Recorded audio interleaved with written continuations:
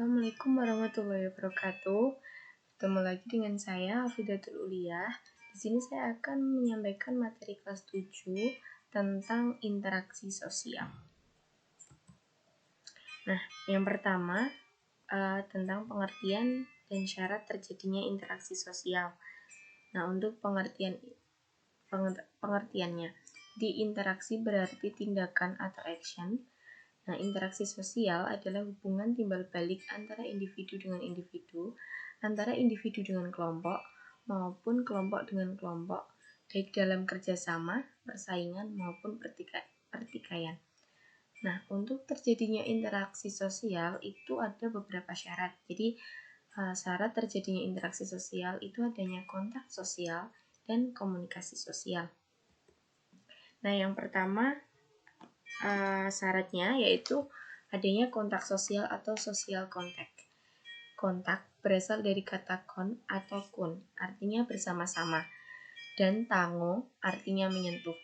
Secara harfiah, kontak berarti saling menyentuh. Jadi di sini saling menyentuhnya itu tidak hanya fisik, tetapi juga tanpa fisik, misalnya seperti teleponan, video call, kemudian menulis surat atau lain-lain.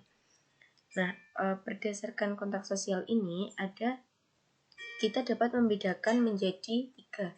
Yang pertama berdasarkan bentuk, yang kedua berdasarkan proses terjadinya, yang ketiga berdasarkan sifat.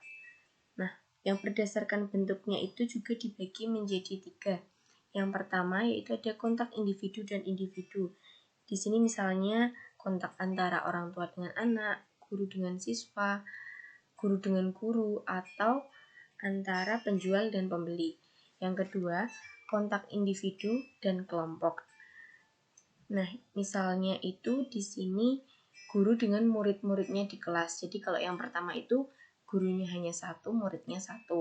Tapi untuk yang kedua ini guru dan murid-muridnya di kelas. Jadi karena muridnya banyak, karena individu dan kelompok. Atau seperti pembicara pada seminar dengan pesertanya. Kemudian yang ketiga, kontak kelompok dan kelompok. Nah, ini contohnya misalnya tim sepak bola. Jadi ada pertandingan, terus antara 2 tim itu bertemu. Nah, itu namanya kontak kelompok dan kelompok. Karena orang banyak bertemu dengan orang banyak. Kemudian yang kedua, berdasarkan proses terjadinya. Ini dibagi menjadi 2. Yang pertama, kontak primer atau langsung, yaitu dengan tatap muka dan gerak tubuh. Jadi di sini bisa dikatakan dengan face to face. Jadi bertemu langsung atau dengan gerak tubuh. Yang penting bertatap muka. Nah, kemudian yang kedua, kontak tidak langsung atau sekunder. Nah, ini kontak ini itu biasanya menggunakan perantara atau media seperti media massa, media elektronik maupun media cetak. Jadi kontak sosial ini akhir-akhir ini sering sekali digunakan oleh masyarakat dan juga karena teknologi semakin meningkat, jadi lebih sering digunakan. Kemudian yang ketiga, berdasarkan sifat, ada kontak positif. Ini lebih cenderung ke kerjasama, misalkan dalam jual beli atau guru dengan murid, itu kontak positif. Nah, kontak negatif, yang kedua kontak negatif atau pertentangan. Nah, ini biasanya lebih ke pertikaian, jadi seperti perang. Intinya yang mengakibatkan pertentangan, seperti itu. Kemudian syarat yang kedua, adanya komunikasi atau communication. Nah, komunikasi ini berasal dari bahasa Latin yaitu communicate. Artinya hubungan. Komunikasi adalah proses penyampaian pesan dari seseorang kepada orang lain. Nah, jadi komunikasi itu penyampaian pesan dari komunikator kepada komunikan. Komunikator itu yang menyampaikan, itu yang menerima. Nah, yang selanjutnya ada macam-macam komunikasi. Komunikasi dibagi menjadi 2, ada komunikasi verbal dan non-verbal. Untuk komunikasi verbal itu misalnya berbicara langsung dan melalui telepon, bisa juga seperti video call. Yang kedua, komunikasi non-verbal, misalnya dengan spanduk, pamflet, atau selebaran. Jadi ini dengan menggunakan tulisan dan gambar. Kemudian selanjutnya syarat-syarat komunikasi. Yang pertama adanya sender atau pengirim. Jadi ada pihak yang mengirimkan pesan. Kemudian ada receiver atau pihak yang menerima komunikasi. Jadi ada pihak yang menerima. Yang ketiga pesan itu sendiri atau message. Kemudian ada feedback atau umpan balik. Jadi di sini ketika komunikan atau sender mengirimkan pesan, kemudian receiver menerima, nah ini ada feedbacknya, ada tanggapannya. Jadi tidak hanya diterima saja, tapi juga ditanggapi. Kemudian selanjutnya unsur-unsur komunikasi. Yang pertama komunikator atau orang yang menyampaikan pesan. Kemudian yang kedua komunikan, orang yang dikirimi pesan atau yang menerima pesan. Yang ketiga pesan itu sendiri. Yang keempat media atau alat untuk menyampaikan pesan, misalnya dengan telepon, internet, atau yang lain-lain. Yang kelima efek atau perubahan atau feedback itu tadi. Kemudian selanjutnya tahapan dalam komunikasi. Nah, di sini ada 3 tahapan. Ada encoding, penyampaian, dan decoding. Untuk encoding, jadi pada tahap ini gagasan yang dikomunikasikan diwujudkan dalam kalimat atau gambar. Nah, komunikator harus menghindari penggunaan kode yang membingungkan komunikan. Kemudian yang kedua, penyampaian. Nah, pada tahap ini sudah diwujudkan dalam bentuk kalimat dan gambar. Penyampaian itu dapat berupa lisan, tulisan, atau gabungan keduanya. Nah, yang ketiga, decoding. Nah, ini tahap atau proses mencerna dan memahami kalimat serta gambar yang diterima menurut pengalaman yang dimiliki. Jadi ada 3 ya tahapan dalam komunikasi. Selanjutnya, faktor interaksi sosial menurut Sujono Sukanto dalam proses interaksi sosial. Yang pertama, imitasi. Imitasi adalah proses seseorang mencontoh orang lain atau kelompok. Nah, contohnya seperti ini. Jadi guru membiasakan salam atau misalnya anak kecil yang meniru orang tuanya. Misalnya orang tuanya gosok gigi terus anaknya ikut-ikutan. Nah, itu namanya imitasi, mencontoh orang lain atau kelompok. Kemudian yang kedua sugesti. Pengaruh yang dapat menggerakkan hati seseorang. Nah, ini bisa terjadi antara murid dan gurunya. Jadi gurunya memberikan pengaruh seperti apa kepada muridnya, kemudian muridnya tergerak. Nah, itu disebut sugesti. Kemudian identifikasi, kecenderungan atau keinginan dalam diri seseorang untuk menjadi sama dengan orang lain. Nah, misalnya ini juga bisa terjadi murid dengan gurunya. Jadi misalkan kalian ada guru yang istilahnya favorit, terus kalian pengen menjadi seperti guru tersebut. Jadi itu identifikasi. Kemudian yang terakhir simpati, kemampuan untuk merasakan diri seolah-olah dalam keadaan orang lain dan ikut merasakan apa yang dialami atau diderita orang lain.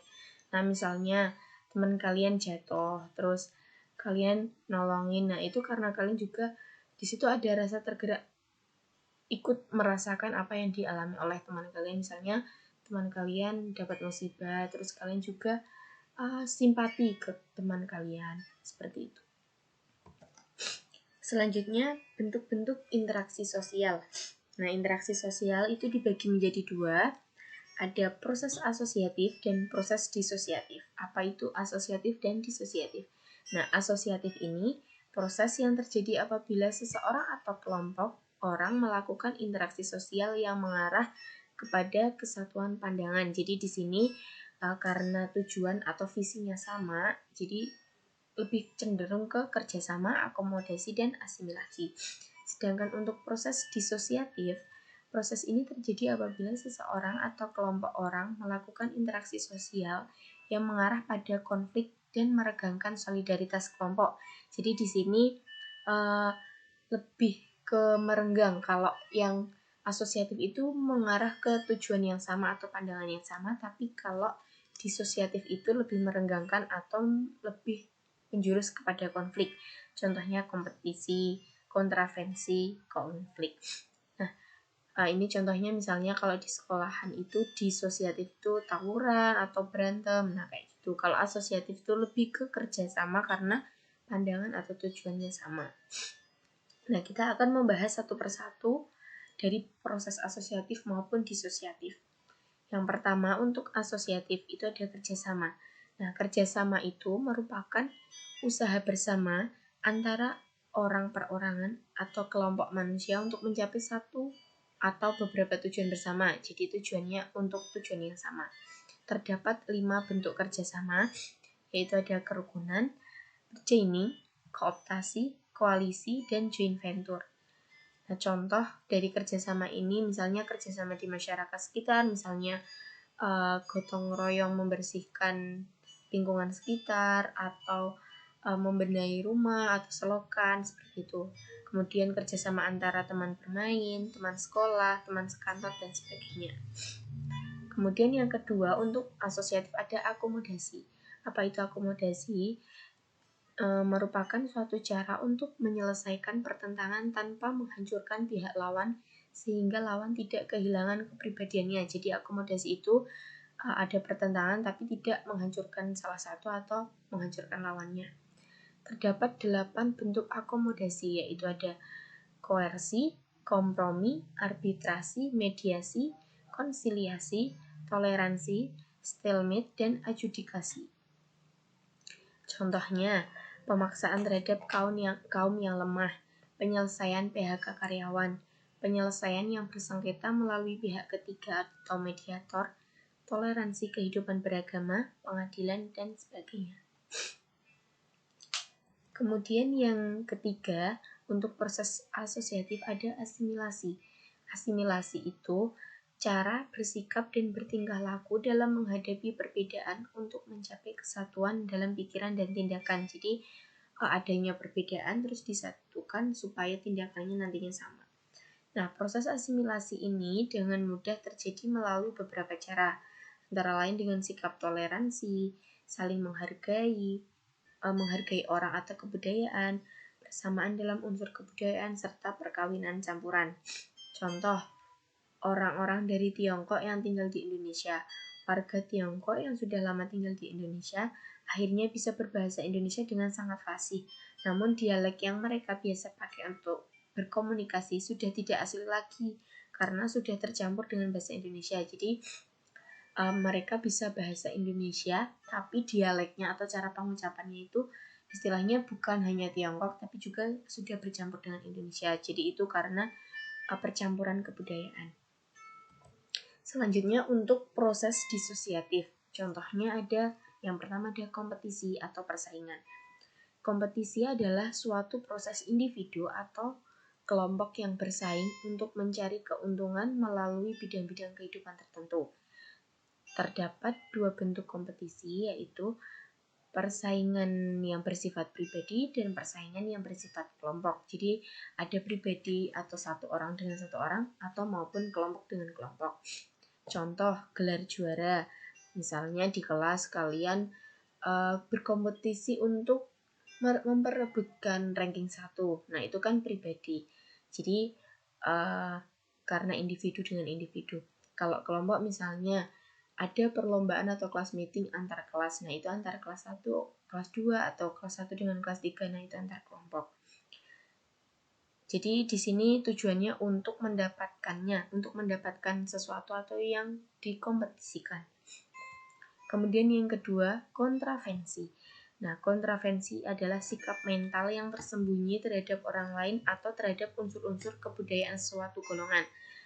Kontravensi ini ditandai dengan gejala adanya ketidakpastian mengenai diri sendiri dan perasaan tidak suka yang disembunyikan, kebencian atau keraguan terhadap kepribadian seseorang. Jadi nggak suka tapi disembunyikan.